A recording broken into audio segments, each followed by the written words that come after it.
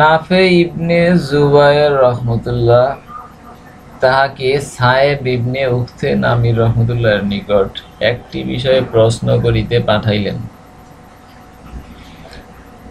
মুয়াবিয়া রাদিয়াল্লাহু আনহু নামাজ আদায় করার সময় তাহার নিকট থেকে যাহা লক্ষ্য করিয়াছিলেন, তিনি বলিলেন, হ্যাঁ, আমি তাহার সাথে মাকসুরায় জুমুয়ার নামাজ পড়িয়াছি। ইমাম সালাম ফিরাইবার সাথে সাথে আমি দাঁড়াইয়া গিয়াছি এবং আমার স্থানে গিয়ে নামাজ আদায় করিয়াছি।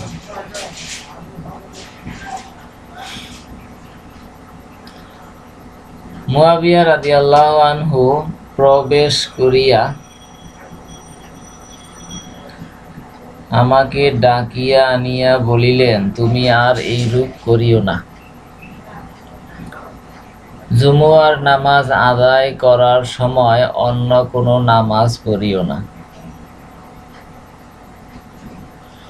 যখন পর্যন্ত না কিছু কথাবার্তা বলো অথবা জুমুয়ার নামাজের পর বের হইয়া যাও। কেননা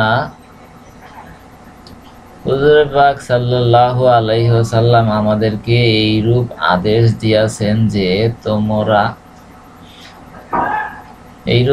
দিয়াছেন যে আমরা যেন জুমুয়ার নামাজকে অন্য নামাজের সাথে মিলাইয়া না ফেলি।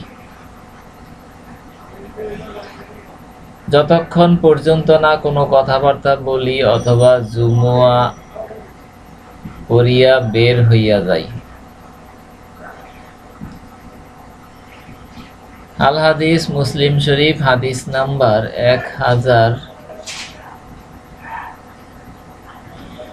1914।